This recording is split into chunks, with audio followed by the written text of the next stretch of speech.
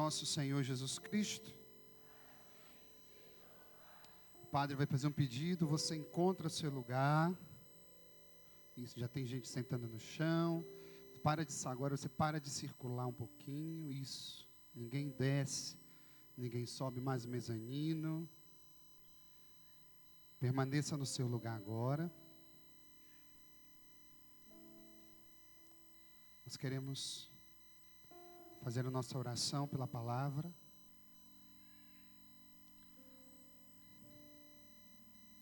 Senhor, nessa noite, ao ouvir a Tua mensagem, ouvir a palavra, nós nos sentimos reconfortados, porque vemos que o Senhor ministra e se apresenta a cada um de nós como um pastor. Conseguimos ver além, mais do que um pastor, o Senhor é um pai, que zela, que cuida, que nos protege nos vales escuros da nossa vida, e que prepara para nós um banquete de ricas iguarias. Obrigado, Pai do céu, porque o Senhor nos escolhe, o Senhor nos chama ao Teu serviço, e o Senhor também nos chama a cuidar de outras pessoas. Te bendizemos e Te adoramos nessa noite, em nome do Pai, do Filho e do Espírito Santo. Amém. Meus queridos irmãos e irmãs, todos nós somos nessa noite convidados a olhar o movimento que Deus faz. A primeira leitura apresenta para nós a profecia de Jeremias, quando Deus fica muito triste com o povo do Antigo Testamento, especificamente com os sacerdotes. Aqueles homens não conseguiam pastorear e cuidar do povo. E o Senhor então se apresenta dizendo: eu mesmo serei o vosso pastor. Os escribas e os fariseus não conseguiam pastorear e cuidar. O evangelho de hoje é um evangelho muito interessante, porque no domingo passado nós vimos Jesus enviar em missão, e eles fizeram muitos milagres, pregaram a palavra, curaram, expulsaram demônio. E agora eles voltaram, e eles são super empolgados, e querem partilhar com o Senhor. Jesus então vê quão eles estão cansados, convida-os para um lugar retirado, mas de forma surpreendente aquela multidão consegue encontrar o lugar do descanso, e a Bíblia diz que Jesus se compadece e começa a ensinar o povo e falar do reino. O mais importante para nós é que a gente comece a entender aquilo que Deus quer que a gente entenda. O primeiro ensinamento de hoje diz respeito à importância do descanso espiritual e físico. A importância do descanso espiritual e físico. E nós ouvimos a palavra dizer, eu quero que você leia, compadre, assim diz a palavra: vinde sozinhos para um lugar deserto. Esse chamado do Senhor, na verdade, não é algo que quer manifestar apenas a bondade de Deus, mas acima de tudo, uma necessidade vital que nós temos. Sabe, dentro de nós muitas vezes parece que há uma luta entre Marta e Maria, e Marta que só quer fazer as coisas, organizar os retiros, os eventos, as atividades, e tem outra parte que só quer saber da contemplação de Maria, que só reza, que não quer muito esforço, que não quer muito trabalho. Mas Jesus diz: olha, nesse momento todo mundo precisa parar um pouco para descansar. Fala para o irmão que está do seu lado, a palavra está falando que a gente precisa parar, que a gente precisa ir para um lugar deserto. Agora então fala assim: por isso, aprenda a descansar. Você sabe de uma coisa? Quem não descansa, quem não aprende a descansar, se cansa e desiste fácil das coisas. São projetos maravilhosos. Eu vejo pessoas com carreiras fantásticas, até mesmo ministérios que são abandonados por conta de uma indisciplina, pessoas que não conseguem parar para descansar. Mas a Bíblia diz, querido, que é um preceito de Deus. Quando nós ouvimos lá em Êxodo, no capítulo 20, Êxodo, capítulo 20, de 8 a 10, diz assim a palavra, leia, compadre: lembre-se do dia de sábado, para santificá-lo. Versículo 9.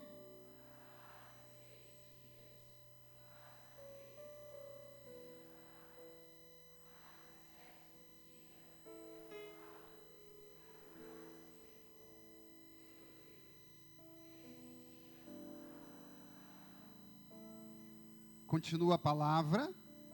Nem você.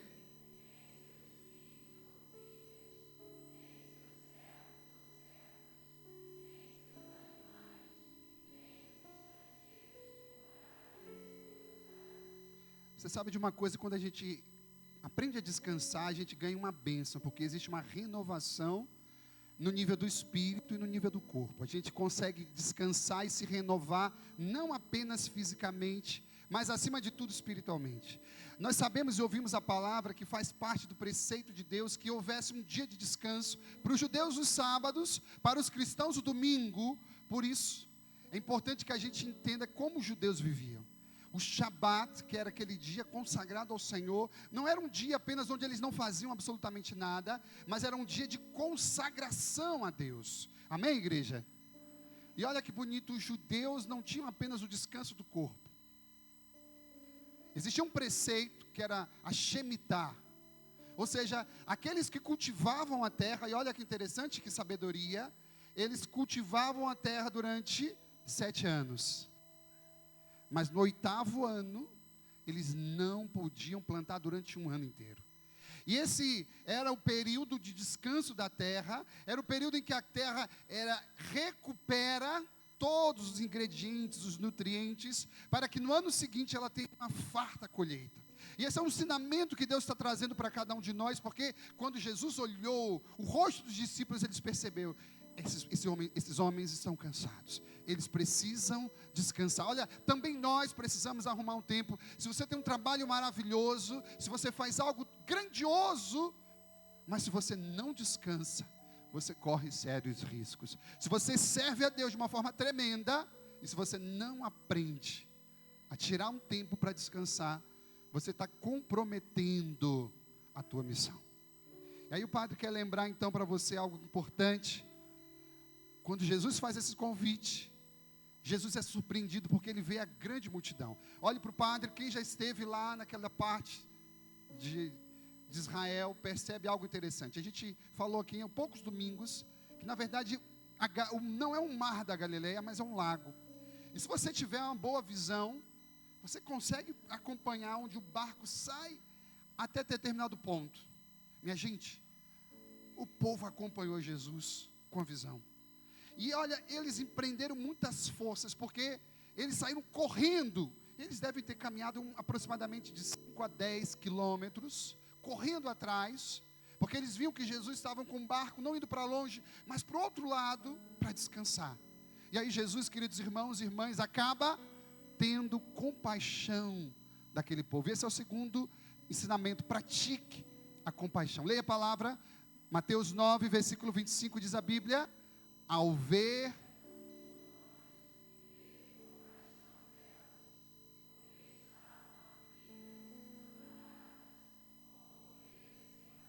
é aqui que Jesus cumpre a profecia de Jeremias. Quando Jesus fica chateado com aqueles escribas e fariseus que não conseguem pastorear, o que Deus diz? Eu mesmo vou pastorear o meu povo.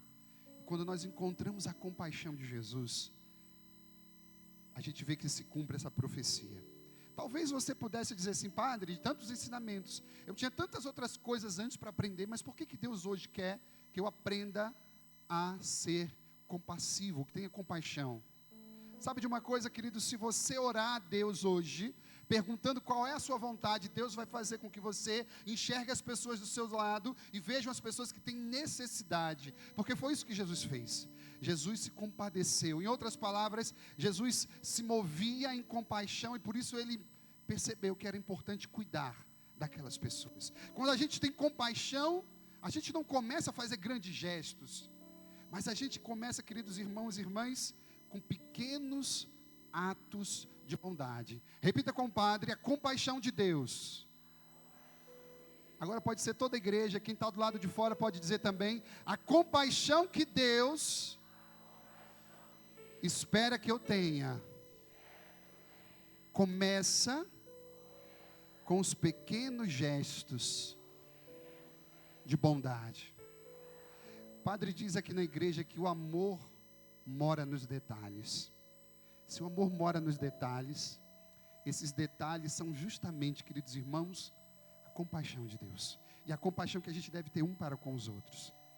Terceiro ensinamento: temos necessidade do alimento espiritual. Jesus chama aqueles discípulos para descansar, se movem com compaixão e diz: pode descansar um pouco, deixa comigo. E Jesus então percebe que aquela comunidade, que aqueles jovens, que aquele povo, eles estavam no fundo precisando de uma direção, precisavam de referência, e começar então a pregar e começa a alimentar. Eu quero dizer para você que assim como aquele povo, também nós temos essa mesma necessidade da orientação da vida do Senhor Jesus. Amém, minha gente? Eu preciso dessa orientação. E é por isso que eu lembro para cada um dos irmãos que quando a gente aprende a descansar, olhe para o Padre, o nosso descanso nunca pode ser longe de Deus. Não se atreva a querer descansar longe da presença de Deus. Quando você descansa longe de Deus, sabe o que acontece? Parece que você volta ainda mais cansado, sim ou não?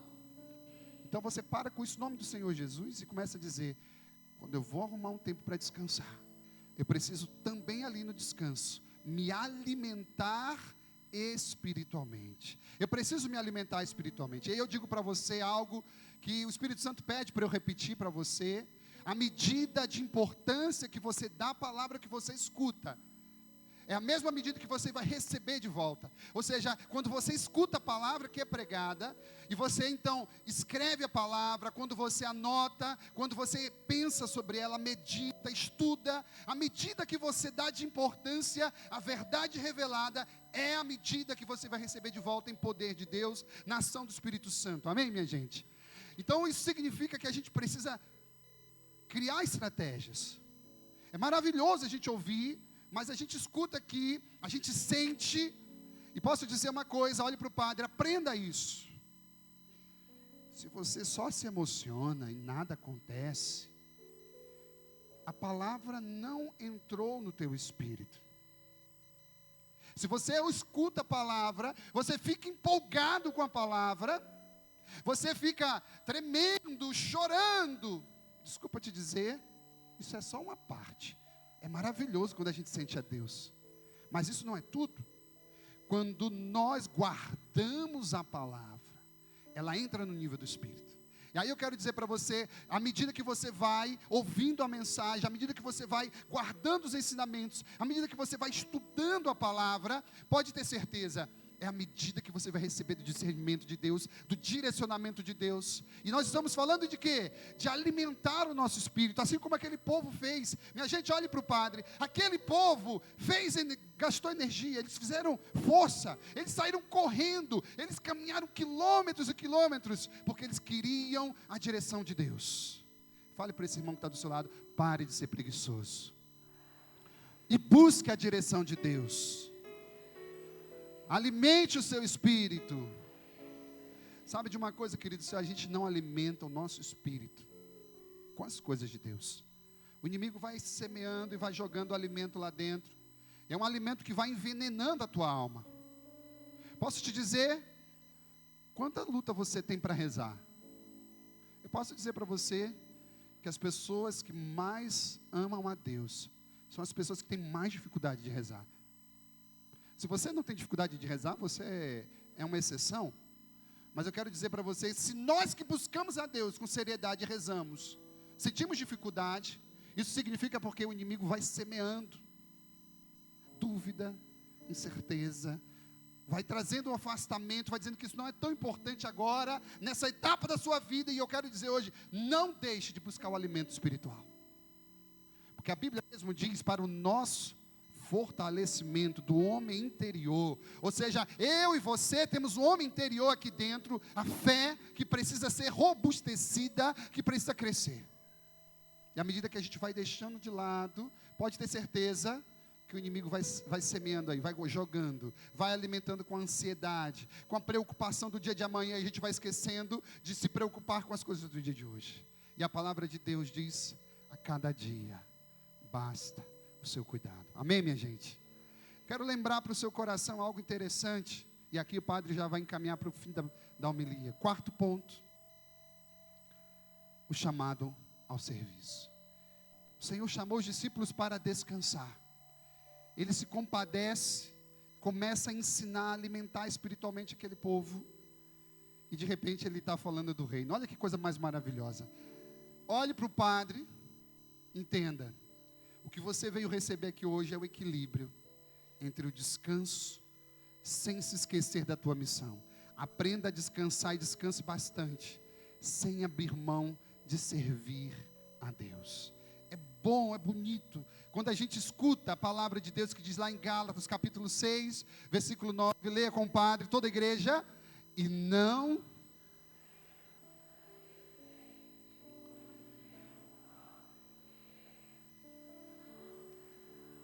Olha, o primeiro chamado que você recebe é de representar Deus.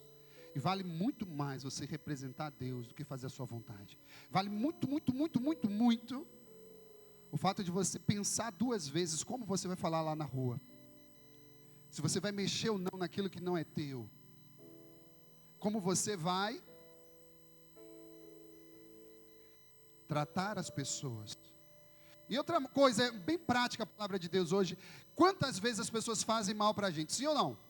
Fazem mesmo. Mas o que a palavra está ensinando? Não se canse de fazer o bem. Em outras palavras, pague o mal que você recebe com o bem, em nome do Senhor.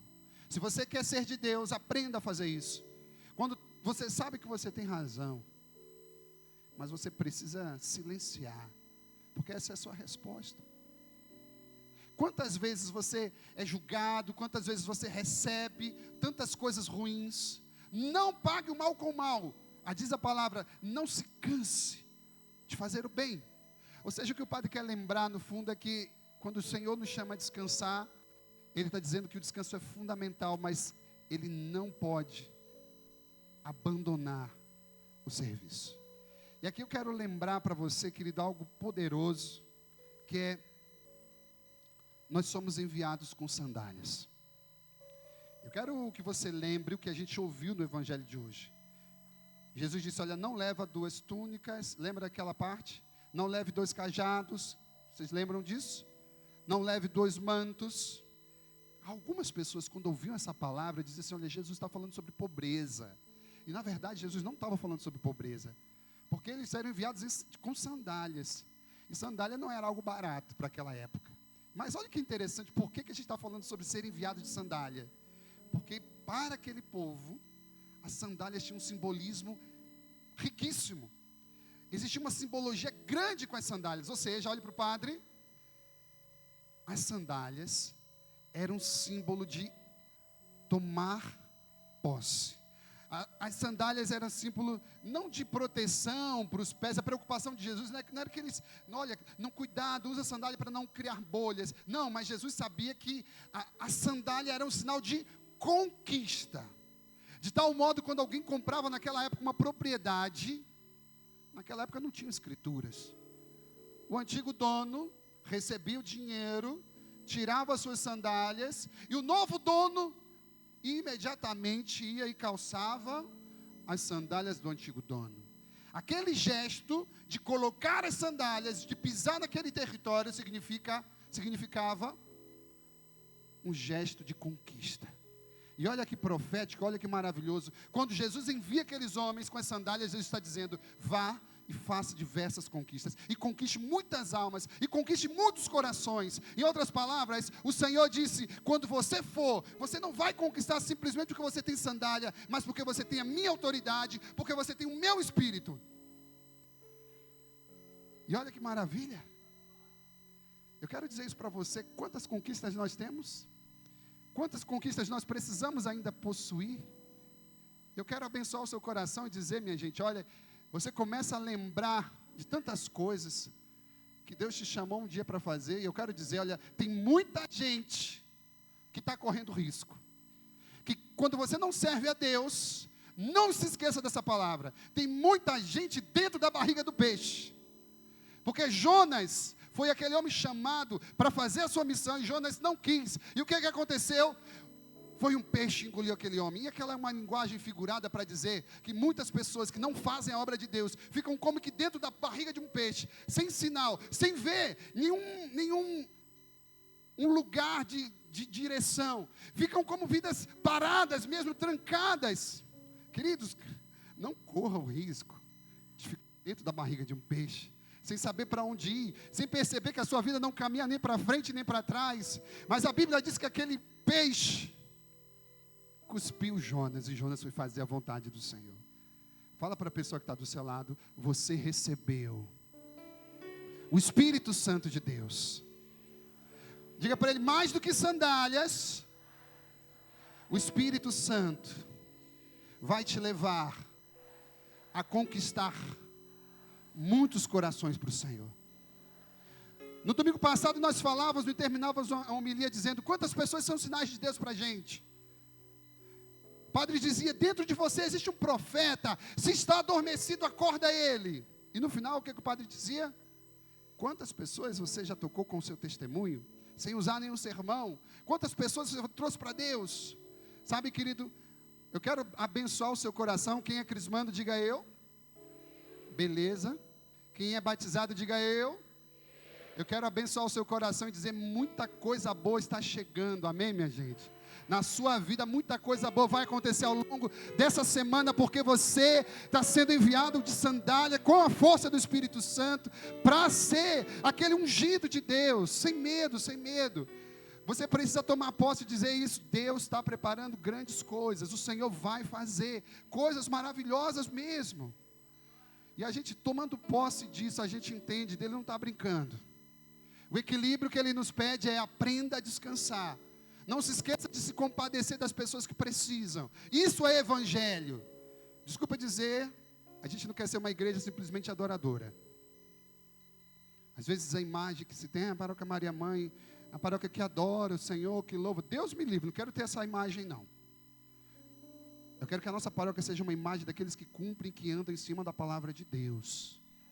E é por isso, aí a gente pode dizer amém, todo mundo. Isso, aí a gente pode dizer em nome de Jesus isso. Porque a palavra de Deus hoje é uma catequese. O Senhor convida a descansar, se compadece, anuncia, fortalece, alimenta espiritualmente. E diz: olha, vocês são chamados, não se esqueçam do seu chamado. Quando a gente vai descansar muito, a gente acaba esquecendo do nosso chamado. Não entra na barriga do peixe. Toma cuidado. Parece que você vai ter essa sensação de que a tua vida não vai para frente nem para trás. Cuidado. Você tem autoridade. Você tem o Espírito Santo de Deus. Eu já acredito que você recebeu tudo que você precisava receber hoje. Amém, minha gente? Saia dessa igreja hoje vivendo essa palavra. Termino falando algo maravilhoso. Quem segue ao Senhor nunca fica desamparado. Quem serve ao Senhor nunca fica desamparado. Quem serve ao Senhor nunca, olha, passa pela dor, experimenta o sofrimento, mas não fica desamparado. E se você vê qual é o segredo de tudo isso, está no salmo tão bonito que a gente cantou hoje. O que é que a palavra de Deus disse?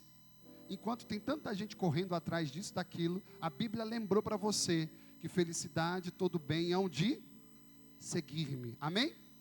Felicidade, todo bem hão de seguir-me. Ou seja, você serve a Deus, sim ou não? A felicidade e o bem haverá de seguir a você. Olha, querido, eu abençoo o seu coração e você vai embora com essa palavra hoje no final dessa missa. Aprenda a descansar, tenha compaixão, não descuide do teu alimento espiritual e não descuide do teu chamado. Ninguém tem um chamado com prazo de validade, a não ser que você já tenha encontrado a morte. Quem já morreu não precisa servir a Deus. Mas se você ainda não morreu, o teu prazo de validade ainda não venceu. Continue servindo o Senhor. Continue amando a Deus. Continue fazendo novos discípulos. Em nome do Pai, do Filho e do Espírito Santo. Amém. E agora nós vamos participar, o credo vai ser junto com a família da nossa criança.